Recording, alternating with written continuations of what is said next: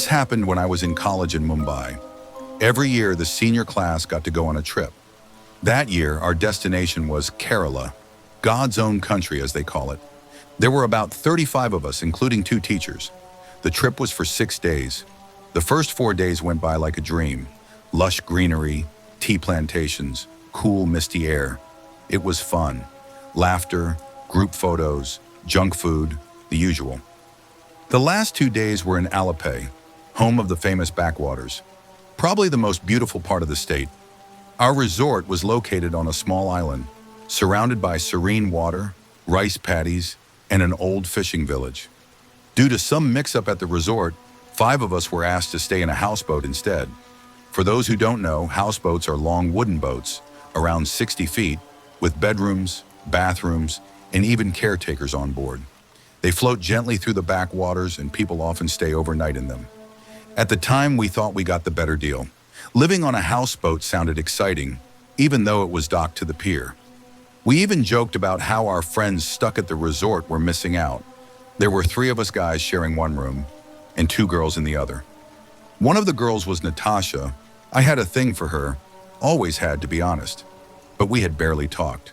She was from a very wealthy family, hung out with the rich kids, always dressed well, used expensive perfumes, and had a social life I could only dream of. Concerts, clubbing, house parties, and summers in Europe. But she wasn't snobby. In fact, she was nice to everyone. Still, we existed in 2 very different orbits. She had a boyfriend too, though he was from a different college. I wasn't trying to be creepy or anything. I just hoped we'd get a chance to talk, maybe even be friends. This trip felt like that opportunity. After checking in that day, we were taken on a quick tour, visited a small museum, spent time on the beach. It was close to sunset when we got back. One of the teachers asked me to run an errand, just a small task.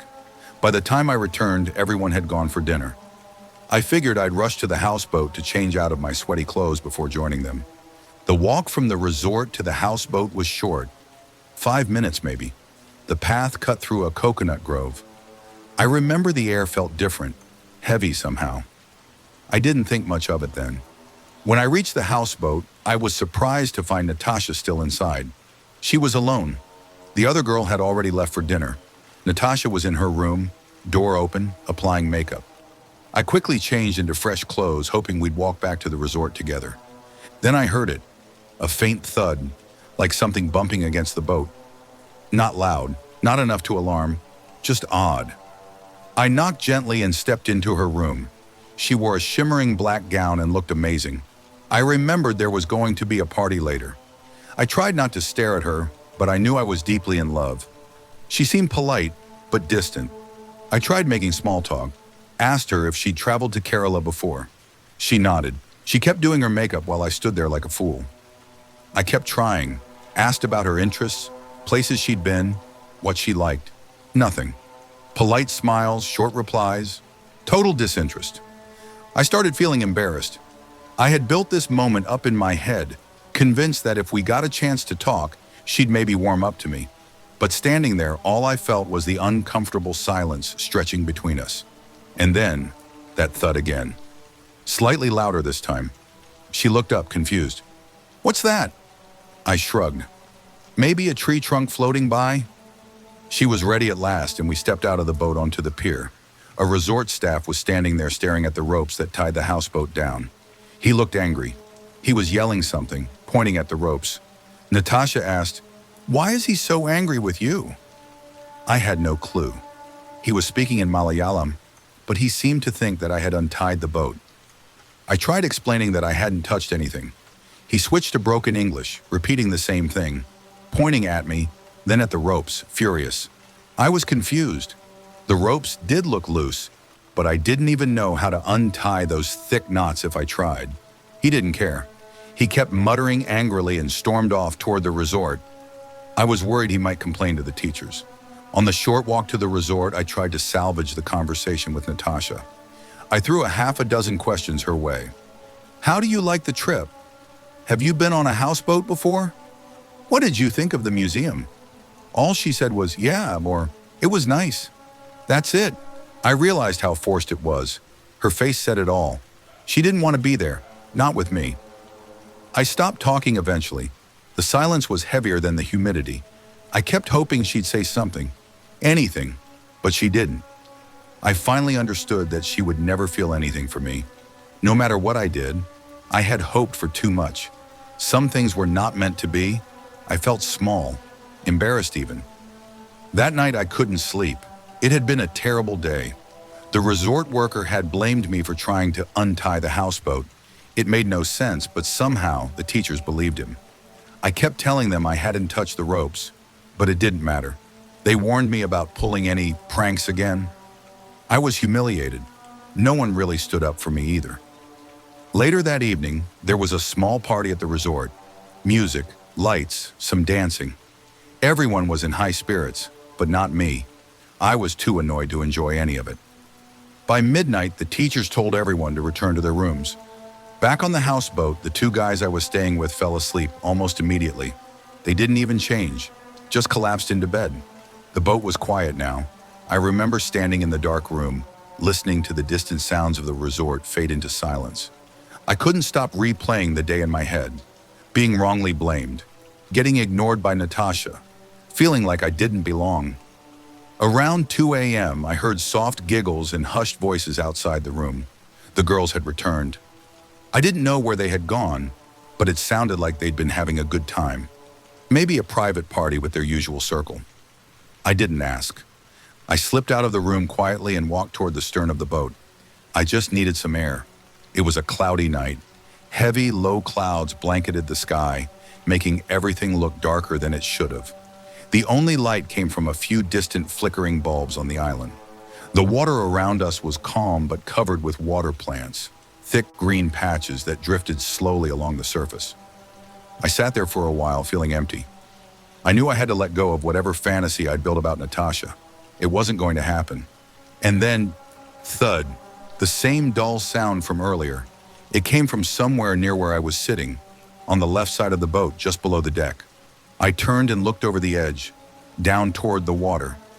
3 feet below, just above the water plants, something moved.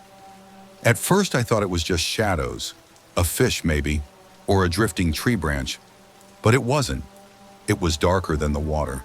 It moved too smoothly. No ripples, no noise. I stood up and leaned forward, trying to see better, but it was too dark. I decided to go back to the room to grab my phone and use the flashlight. I'd barely taken 2 steps when the boat lurched slightly. I looked toward the dock, and my heart stopped. The ropes. They were loose again. The same ropes that had caused all the drama earlier. The boat was still tied to the dock with 2 separate ropes, but only barely. One of the ropes looked like it had almost come undone completely. I felt a cold wave of anger and panic rise inside me. That resort guy had clearly done a bad job tying them, and now if we drifted off, then what? The boat had a motor, but none of us knew how to operate it. And was there even fuel? It hadn't moved since we got here. It looked more like a showpiece than something functional. I couldn't swim. If the boat slipped into the open water and drifted out toward the sea, I didn't even want to imagine it. And then something caught my eye. Movement, near the rope. I squinted at the dock, just a few feet away. At first I thought it was a crab crawling along the wooden post, but then I saw it more clearly. Fingers. It was a hand, reaching up from the water. And it wasn't climbing up. It was untying the knots. I froze. The hand was large, dark, and dripping with water. I couldn't see a body, just the arm. Whoever it was had to be underwater. My first thought was someone had fallen in and was trying to climb out. But the movement was wrong. It wasn't desperate or clumsy. It was calm, deliberate, smooth. The first knot came completely loose. The boat shifted again with a soft creak. I just stood there, frozen. My voice caught in my throat. Then the hand slipped back into the water. A second later, it reappeared by the second rope. It moved fast, expertly undoing the knot. That's when I finally found my voice. I shouted loud, trying to wake the others. The boat creaked again as the second rope began to come loose. I could have jumped onto the dock and tried to stop it, but something about that hand, just the way it moved, terrified me more than I can explain. It didn't feel human. I turned and ran, burst into my room. The guys were groggy but waking. I yelled that someone was untying the boat. They followed me to the deck, half asleep. I pointed at the dock, but there was nothing there, just the second rope, barely hanging on. The girls had come out too by now, both looking confused and irritated. I tried to explain. There was someone there, a hand. It undid one rope. It was going for the second. They didn't believe me, especially Natasha. She looked at me like I'd lost my mind. "Why are you doing this?" she asked coldly. I was stunned. "This is the second time this is happening," she said. "You might think this is a funny prank, but it's dangerous." "I didn't," I began, but stopped. It didn't matter what I said. They wouldn't believe me. Natasha crossed her arms and looked at the others. "I'm too scared to be on the boat with him." No one argued with her. We stood in silence for a moment. Then one by one, they all climbed off the boat and onto the dock. No one wanted to stay. No one looked at me. They walked quietly to the resort and I followed them. I knew what I had seen, but how was it even possible? How do I explain it? No one spoke a word to me. We found couches in the resort lobby and tried to sleep there for the rest of the night. The next morning, things got worse. The girls complained to the teachers, saying I was playing dangerous pranks and trying to untie the boat. The two guys I'd bunked with were more careful with their words. They didn't say they believed me, but they didn't defend me either. The teachers were angry but measured. I'd never caused trouble before. I was a quiet student, disciplined, and I wasn't the type to play such games. We were told to collect our things and move to the resort. The boat stay was over. Just like that, the 6 of us were jammed into overcrowded rooms with the rest of the class. No one spoke to me. I realized it was better to keep quiet. Telling anyone about the hand in the water would only make things worse. I kept thinking, had I imagined it? Was it some dream? But no, I knew what I saw. The dark hand untying those knots with purpose. That day, storm clouds gathered over the island. The planned trip to a nearby waterfalls got canceled as rain poured down. I stayed in the garden, alone, watching the skies, trying to make sense of things. But my bag was still on the boat. I'd avoided going near it. When the other guys had gone to get their stuff, I stayed back. But eventually I had to go. It was already late afternoon, and I didn't want to be out there after dark. It had started raining very heavily. I asked a few of my friends to come with me, but no one wanted to go out in the thunderstorm. I found an umbrella at the reception and made the short walk alone. The wind whipped through the coconut trees. The rain came sideways. As I neared the pier, dread settled in my chest. The water was choppy now, murky, and full of swaying plants. Still, I couldn't just stand there. I stepped onto the boat, heart pounding. No thud, no hands. I walked down the passage quickly, and then heard voices. The girls were on board. They were in Natasha's room, maybe waiting for the rain to stop. I almost felt relieved. At least I wasn't alone. But then, as I stepped past, they spotted me. Their faces changed instantly, suspicious, concerned. I packed my things fast, trying to leave without more drama. Then it happened, thud, followed by a sudden lurch of the boat. The girls stepped out. Natasha looked directly at me. "What did you do now?" she shouted. "We need to get out," I said, panicking. I rushed to the deck and froze. The boat was no longer tied. We were already 8 feet from the dock, drifting. I stared at the receding shore as it disappeared into the mist. The girls were both on the deck with me, getting soaked, terrified, and furious. Natasha looked at me like I was the devil himself. "What did you do?" she screamed again, but her voice was half drowned by the wind. The storm was fully here now. Thunder cracked the sky open. The boat rocked violently as waves began forming across the backwaters, which usually stayed calm like a mirror. Rain lashed down in sheets. The wind screamed around us. We climbed down into the cabin, dripping wet. I fumbled for my phone and tried calling for help, but there was no signal. Natasha checked her phone too. Nothing. We were cut off. "There are little islands around," I said. My voice was shaking, and not just from the cold. "We'll probably hit a beach or a bank soon." They didn't reply. I went back up to the deck to see where we were heading. The rain had become a thick mist. Visibility was almost gone. The shoreline was nowhere to be seen. But the boat was still moving, fast, too fast. The backwaters barely have currents. Even in a storm, a drifting boat shouldn't pick up speed like this. Something was wrong, deeply wrong. A horrible thought crossed my mind. It made my stomach turn, my skin prickled. It couldn't be.